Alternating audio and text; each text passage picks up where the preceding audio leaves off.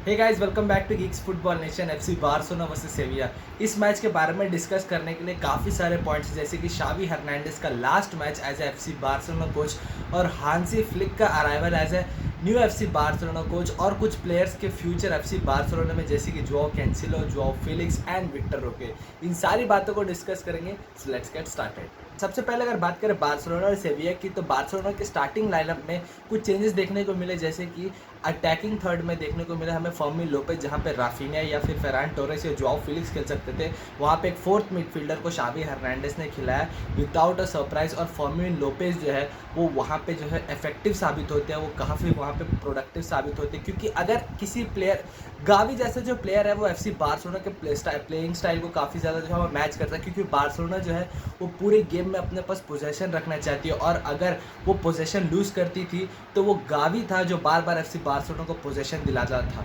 लेकिन अगर उसकी जो लॉन्ग टर्म इंजरी के बाद से जो एक वॉइड क्रिएट हुआ था गावी का, वो कोई प्लेयर अगर उस वॉइड को कवर करता है तो वो मेरे हिसाब से फर्मिन लोपेज हो रहा था। क्योंकि फर्मिन लोपेज जो वो सेम अमाउंट ऑफ इंटेंसिटी और same amount of work ethic दिखाता है पिच में और on end of the pitch.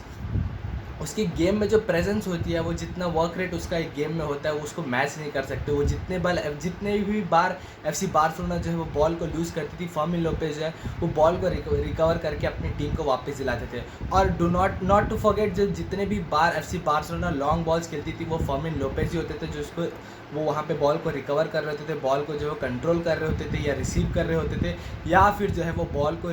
Goal score करने के लिए अपॉर्चुनिटी बनाते थे, या फिर वो लाइन ब्रेकिंग रन्स जो निकालते थे, जो कि बहुत ही ज़्यादा नीडेड है एफसी बार्सिलोना के लिए, वो भी फर्मिन लोपेज की तरफ से होता था। और डे बाय डे अगर एफसी बार्सिलोना को अगर देखा जाए, तो वो डे बाय डे वो प्लेयर वो है, उसकी परफॉर्मेंस इंक्रीज़ हो रही है, उसकी परफॉर्मेंस जो इम्प्रूव हो रही है, और डे बाय डे वो अपने पोजीशन को पक्का बनाते जा रहा है स्टार्टिंग लाइनअप में एफसी बार्सिलोना के। और अगर देखा जाए in terms of a midfielder, और उसने जिस तरीके के गोल स्कोर किए, जिस टाइप के गोल स्कोर किए, और जितने गोल स्कोर किए हैं एफसी बार्सिलोना के लिए, उस बात को भूला नहीं जा सकता। क्योंकि ओवरऑल इस सीज़न उसने 11 गोल स्कोर किए, फेरान टोरेस और जोआओ फेलिक्स से ज़्यादा गोल स्कोर किए एक मिडफील्डर ने। लास्ट सीजन में थर्ड टियर फुटबॉल खेल रहा था स्पेन में, और अब सीधा एफसी बार्सिलोना टॉप फुटबॉल के स्टार्टिंग लाइनअप में अपनी जगह बना ली है। तो डेफिनेटली जो है फ्यूचर के लिए आई ज़रूर रखना पड़ेगा फर्मिन लोपेज के लिए, बिकॉज वो एक definitely top player with top talent है। बात करेगा शावी हर्नांडेस के last game as a FC Barcelona coach की, तो सबको पता था, काफ़ी लंबे टाइम से बातें चल रही थी कि शावी हर्नांडेस जो है वो एफसी बार्सिलोना को छोड़ देंगे, और काफ़ी सारी बार जो है वो बातें सामने आई कि शावी हर्नांडेस कंटिन्यू करेंगे, शावी हर्नांडेस छोड़ देंगे। लेकिन एट लास्ट ये चीज़ डिसीजन फाइनल हो गई, और शावी हर्नांडेस ने सेविया के अगेंस्ट अपना लास्ट गेम खेला as a FC Barcelona coach. तो अगर एफसी बार्सिलोना का कोच को, अगर एफसी बार्सिलोना का एक नया कोच खोजना था शावी हर्नांडेस को रिप्लेस करने के लिए, तो काफ़ी सारे ऑप्शन सामने थे, जैसे कि थॉमस टुकेल थे, हांसी फ्लिक, और काफ़ी सारे जो थे प्ले सामने नाम आ रहे थे। लेकिन एट लास्ट बार्सिलोना ने हांसी फ्लिक को अपना नया कोच चुन लिया, द जर्मन कोच, वही कोच जो बायर्न म्यूनिख के समय, उस समय बायर्न म्यूनिख का कोच था, जब बायर्न म्यूनिख ने एफसी बार्सिलोना के अगेंस्ट 8 गोल स्कोर किए थे। वही कोच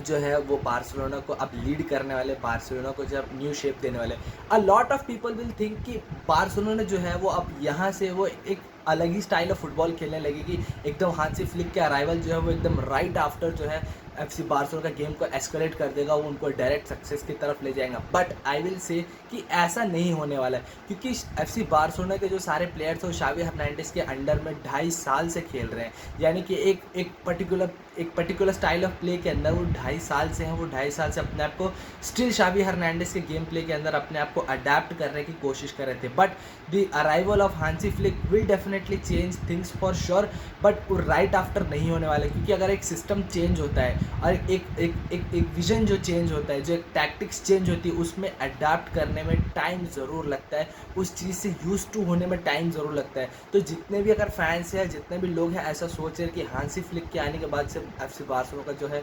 वो परफॉर्मेंस टोटली चेंज हो जाएगा, उनका attacking point of view change हो जाएगा, डिफेंस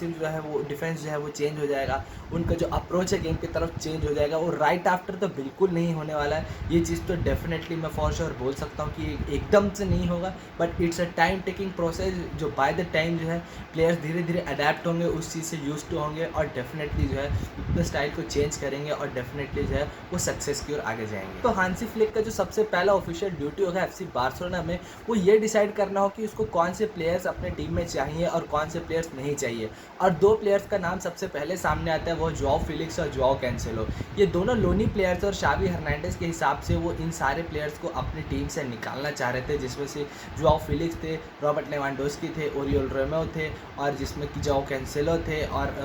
और पर्टिकुलर कुछ प्लेयर्स थे, जिसमें से इन प्लेयर्स को वो हटा के एक फ्रेश जो है लाइनअप को लाना चाह रहे थे। लेकिन हांसी फ्लिक के आने के बाद में काफ़ी सारी चीज़ें चेंज होती है। नॉट टू फॉरगेट कि विक्टर रोके को भी अपने टीम से निकालना चाह रहे थे शावी हर्नांडेज। बट जोआओ फिलिक्स और जोआओ कैंसेलो का जो फ्यूचर है अब टोटली डिपेंड करता है हांसी फ्लिक के ऊपर। Same goes with Victor Roque as well, क्योंकि अब जो है वो सिचुएशन चेंज होने वाला है, क्योंकि शावी हर्नांडेज जो है वो चाह रहे थे कि विक्टर रोके जो है यूरोपियन फुटबॉल के बारे में और जाने, इसलिए वो उसको लोन पे भेजना चाह रहे थे नेक्स्ट सीजन। लेकिन विक्टर रोके का स्टेटमेंट और उसके एजेंट्स का भी स्टेटमेंट क्लियर था कि वो उसको जो अगर वो प्लेयर FC बार्सिलोना छोड़ रहा है तो वो परमानेंट ट्रांसफ़र में होगा, लोन मूव पे नहीं।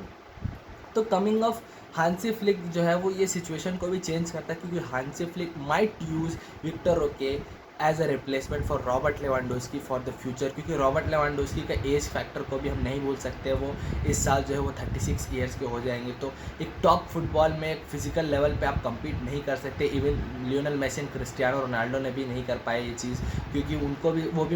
भी ये चीज़ जानते हैं कि यूरोपियन फुटबॉल में काफ़ी ज़्यादा डिमांडिंग होता है मेंटली भी और फिजिकली भी। और इट्स नो सरप्राइज़ कि रॉबर्ट लेवांडोस्की भी अपने पीक फॉर्म में नहीं चल रहे हैं। वो एक वीक जो है लिंक बन चुकी है अपनी टीम का, जो प्रॉपर जो अब पहले गोल स्कोर किया करते थे, जिस तरीके से अपने टीम को बिल्डअप करने में हेल्प किया करते थे, वो वैसा बिल्डअप या वैसा गोल स्कोरिंग रॉबर्ट लेवांडोस्की अब नहीं रहा। तो इस चीज़ को भी कंसिडरेशन में रखना पड़ेगा, और विक्टर रोके का रोल इस पूरे सिचुएशन में कितना इंपॉर्टेंट है वो बाय द टाइम हमको पता चल जाएगा। काफ़ी सारे फैंस इस बात से भी काफ़ी ज़्यादा खुश थे कि जो है हांसी फ्लिक जो है अपने प्लेयर से काफ़ी ज़्यादा फिजिकलिटी जो है वो एक्सपेक्ट करते हैं। अब काफ़ी सारे फैंस का ये मानना है कि FC बार्सिलोना शावी हर्नांडेज के अंडर में अपने प्लेयर से फिजिकलिटी को ज़्यादा डिमांड नहीं कर रहे थे, या फिर फिजिकलिटी को ज़्यादा इंपॉर्टेंस नहीं दे रहे थे। लेकिन हांसी फ्लिक का जो बेसिक स्टाइल ऑफ प्ले है वो अपने प्लेयर से सबसे पहला डिमांड रखते हैं, वो है एक्सट्रीम फिजिकलिटी दिखाने का। तो हांसी फ्लिक जो है वो अपने प्लेयर से काफ़ी रफ और टफ ट्रेनिंग करवाने वाले हैं, जिम में काफ़ी ज़्यादा समय बितवाने वाले हैं।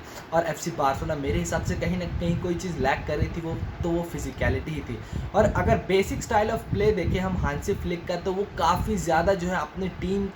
टीम से एक्सपेक्ट करते हैं कि वो सामने वाली टीम को एकदम ज़्यादा नेक टू नेक प्रेशर पर रखें, उन पर प्रेशर बिल्डअप करते रहें, उनको बार बार प्रेस करते रहें। और जिसके वजह से एक छोटा सा ड्रॉबैक या एक छोटा सा वॉइड क्रिएट होता है, वो ये है कि अपनी टीम को हाई लाइन खिलाने की वजह से उनके पास डिफेंस में काफ़ी ज़्यादा स्पेस क्रिएट हो जाता है, जो कि बहुत ईजिली होता है काउंटर अटैक पे ब्रेक क्रिएट करने का। क्योंकि अगर सामने वाली टीम के पास एक फास्ट प्लेयर हो, जैसे कि विनीशियस जूनियर या रोड्रिगो हो या उस्मान डेम्बेले हो या फिर किलियन एम्बापे हो, उनके पास ऐसा अगर फास्ट प्लेयर होगा तो वो डेफिनेटली जो है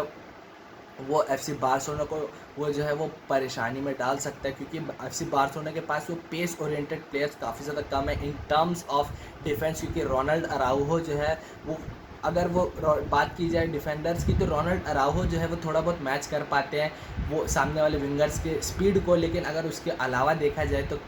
मेरे को नहीं लगता कि कोई ऐसा प्लेयर है जो सामने वाले टीम के एक पेस मास्टर को इस तरीके से डोमिनेट कर पाएगा या रोक पाएगा। अगर बात करें पाउ कुबार्सी, जूस कुंडे, इनिगो मार्टिनेज की या फिर आंद्रेस क्रिस्टेंसन की, रोनाल्ड अराउहो का भी इंजरी प्रोन होना भी ये चीज़ साबित करता है कि उसके ऊपर इस बात पे टोटली डिपेंड नहीं कर सकते, क्योंकि ये सारी सिचुएशन जो है वो टैक्टिक्स के ऊपर नहीं, वो फिर इंडिविजुअल ब्रिलियंस के पास आ जाती है कि जो सामने वाले डिफेंडर वो खुद इंडिविजुअली कुछ ऐसा करके दिखाए कि वो सामने वाले टीम के अटैकर को रोक पाए, क्योंकि डिफेंसिव ये चीज़ टोटली वल्नरेबल बना देती है हांसी फ्लिक के स्टाइल ऑफ प्ले को। With that being said guys, video को यहीं रैप करते हैं। वीडियो पसंद आए तो लाइक जरूर करना, अपने फुटबॉल फ्रेंड्स के साथ शेयर जरूर करना, और अगर अभी तक सब्सक्राइब नहीं किया तो सब्सक्राइब करना मत भूलना। अपन जल्दी से मिलते हैं नेक्स्ट वीडियो में, तब तक के लिए stay safe, stay healthy, bye bye.